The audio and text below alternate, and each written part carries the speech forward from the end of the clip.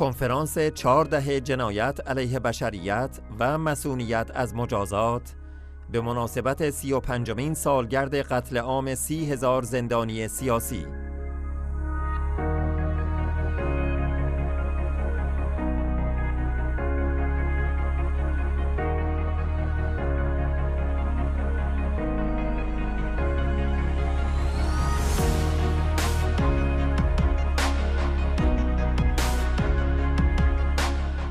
پروفسور چیله و اسوجی، رئیس دادگاه جنایی بین المللی لاهه 2021. موضوع قتل عام 1367 نگرانی بسیاری از افراد برجسته در حوزه حقوق بشر را به خود جلب کرده است. این قتل عام مشمول جنایت ناپدید سازی اجباری است و جنایت ناپدید سازی اجباری یک جنایت ادامه‌دار است تا زمانی که به آنچه برای قربانیان اتفاق افتاده اذعان شود. خانم رئیس جمهور، این همان عدالتی است که شما خواستار آن هستید، شما و سازمان شما، و من به این فراخوان می‌پیوندم.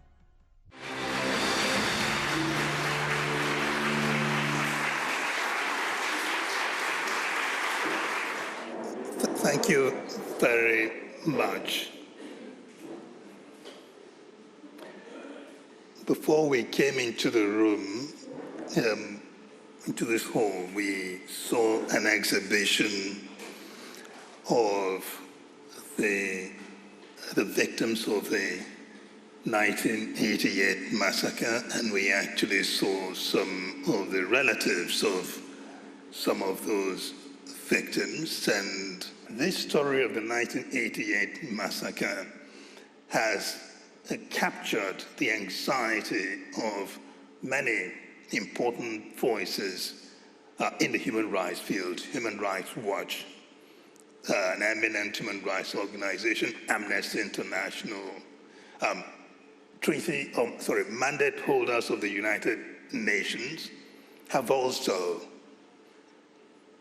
worried and expressed concern that the lack of acknowledgement of the 1988 massacre. The massacre itself amounts to the crime of at least enforced disappearance, and the crime of enforced disappearance is a continuing crime until there is an acknowledgement of what happened to the victims. And that is the justice that you call for, Madam President, you and your organization, and I join in that call. In the exhibition hall, there is a board with 152, I believe, eminent personalities around the world who have called for a formal UN or international inquiry into the 1988 massacre. Now, I am not eminent, but I hope you can add me to one of the voices who call for the United Nations to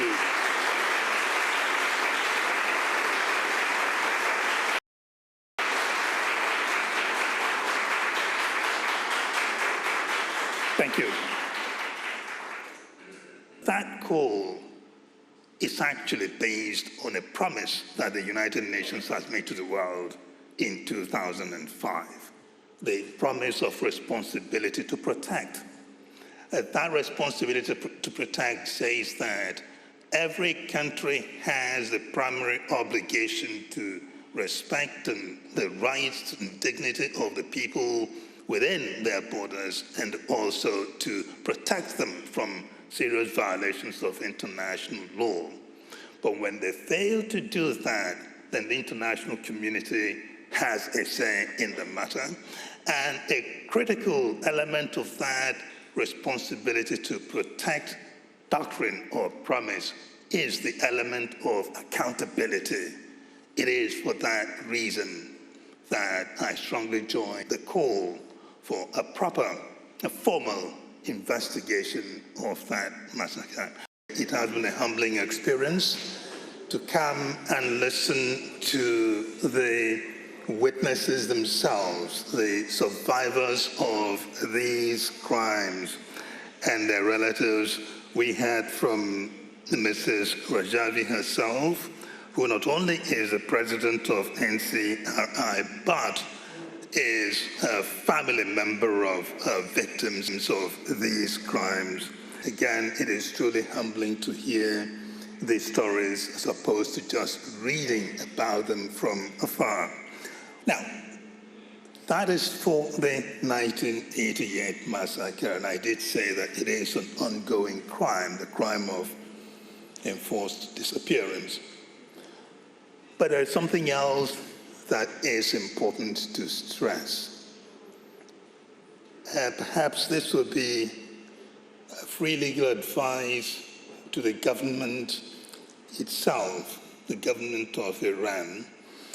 There are stories about pursuing members of the Iranian resistance who are overseas, who are in the diaspora, who are in Albania, for instance. I understand that in 2018, there was a plot to bomb a gathering of a conference hosted somewhere near Paris, but that was foiled. The message there is we need to consider carefully the implications of that kind of conduct. People think, states get into complacency in thinking, well, we are not members of the Rome Statute, members of the ICC, so ICC cannot touch us. I think the government in Russia will not say that today. The government in Myanmar will not say that. Why am I mentioning these two governments? In Myanmar, the ICC has claimed jurisdiction over what happened in Myanmar because the Rohingyas were persecuted in Myanmar and they crossed border into Bangladesh, Bangladesh being a state party to the Rome Statute, and that gave the ICC jurisdiction. In relation to Ukraine, Ukraine declared that it has accepted the jurisdiction of the ICC. Because of that, what happened in Ukraine moved straight into the jurisdiction of the ICC as we speak, not about tomorrow when Russia would not become a state party to the Rome Statute, or tomorrow when Myanmar may or may not become a state party to the Rome Statute. We are talking about jurisdiction today of the ICC over governments that are not state parties to the Rome Statute. We speak about in the moment. It is important to stress that. And in that context, again, one revisits the opinion of Judge Schoenberg that when that jurisdiction is claimed, Article 27 of the Rome Statute says no one, not even heads of state, would enjoy immunity from the jurisdiction of the ICC. I do think it's important to stress that. And on that note, I thank you very much for inviting me.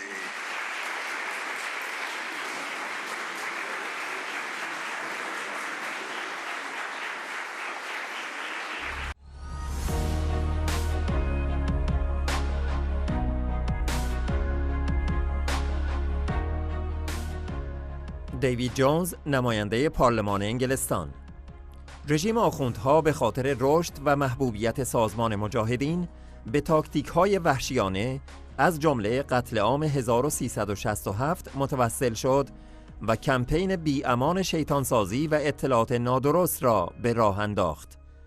پاسخ رژیم به سازمان مجاهدین خلق تنها در پرتو این تضاد فاحش قابل درک است. جنایت مجازات ناشده قتل عام زندانیان سیاسی در سال 1367 زخمی باز در تاریخ بشر است. سکوت و انفعال نهادهای بین المللی و کشورهای بزرگ به منزله تایید آن جنایت و تداوم مصونیت رژیم است. نباید و دیگر نمیتوان پاسخگویی و عدالت را به تأخیر انداخت.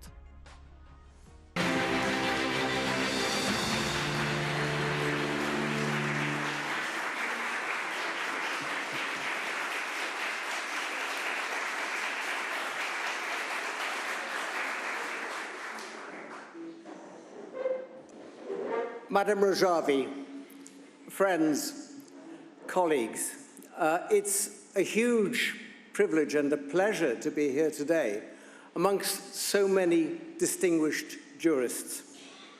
We meet in the month of August, a month that every year presents a chilling reminder of what was arguably the most heinous crime of the many crimes that have been committed by the regime of Tehran.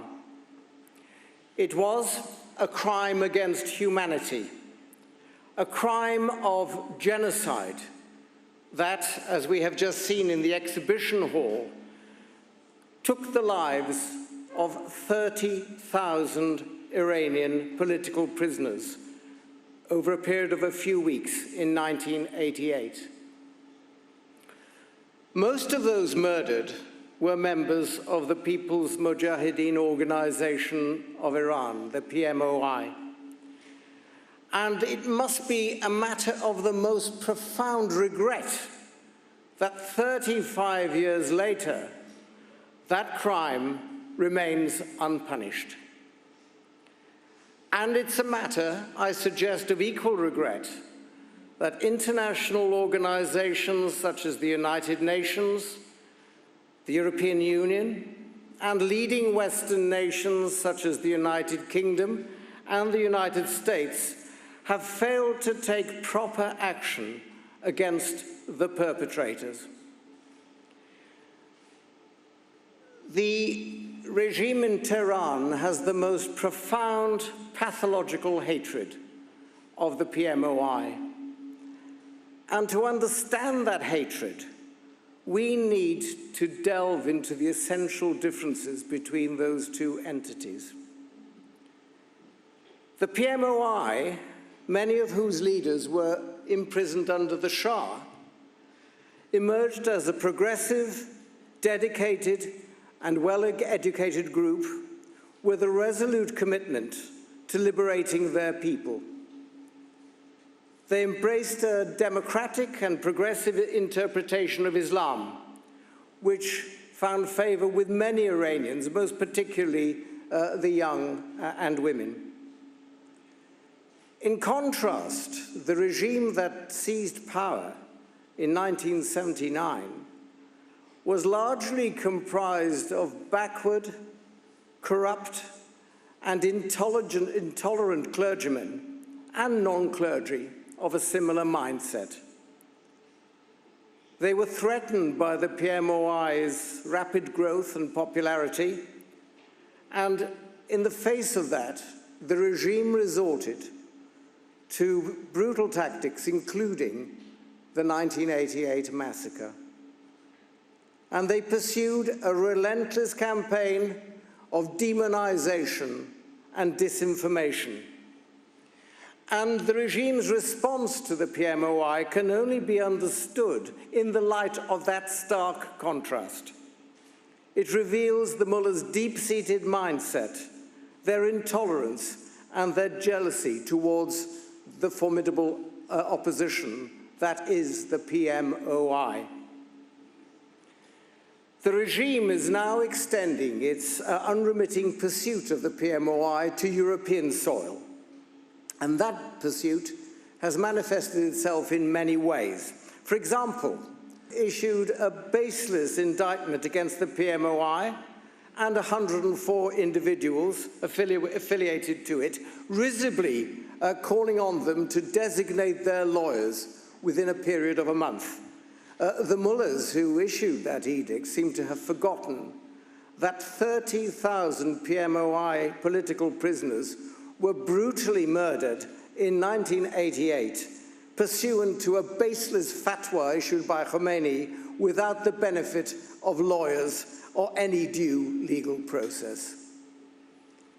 Similarly, the regime has misinformed the Albanian government and is apparently threatening it with cyber attacks, attempting to secure that even more pressure is applied to the courageous PMOI members who reside at Ashraf 3. These are but a few of the ways that the regime is trying to silence the democratic opposition, even outside the borders of Iran. So it's a matter of profound regret in the face of such injustice that the international community has largely turned a blind eye to the regime's excesses and has adopted a policy that can only be categorized and characterized as one of appeasement. That approach, which is driven, I suggest, by political expediency and economic considerations, is thoroughly repugnant, and it's an insult to our democratic principles and values here in Western Europe. A better approach, I suggest, would be for the leaders of the international community to acknowledge and support the efforts of those parliamentarians from all corners of the globe who have called for justice and supported the principled stance of the National Council of Resistance of Iran under the leadership of you, Mrs. Rajavi. By rejecting appeasement and holding the Iranian regime to account, the world political community could send a powerful message that systematic, institutionalized violations of human rights will not be tolerated. It's essential for us to stand united in defense of justice and the fundamental principles upon which our democratic society is founded. I suggest that the time has come for world leaders to abandon the flawed, wrong-headed approach of appeasement and unequivocally extend their support to Mrs. Rajavi and the NCRI. The Iranian regime must receive a clear, resounding message that its crimes against the PMOI and the NCRI are no longer hidden. They have been exposed to the view of the world, and the perpetrators of those crimes, no matter how high they have now risen in the regime, must be held accountable for their actions.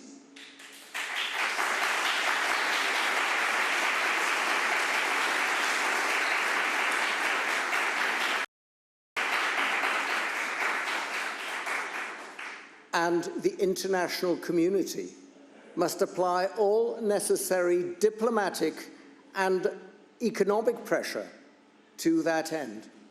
Colleagues, the unpunished crime that is the 1988 massacre of political prisoners remains an open wound in human history.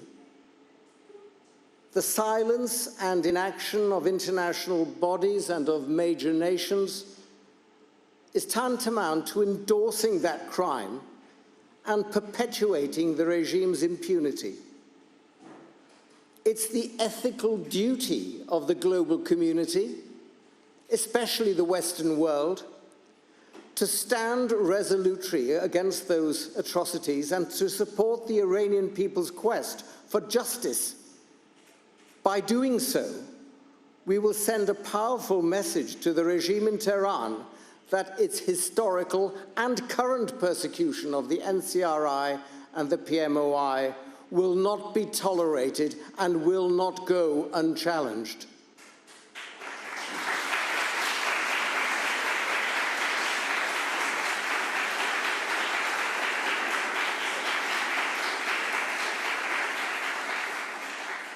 So friends, colleagues, once again, what a great privilege it is here to be here today. Let me conclude by saying that the time for accountability, the time for justice, is long overdue. It must not, it cannot be delayed any longer. Thank you very much.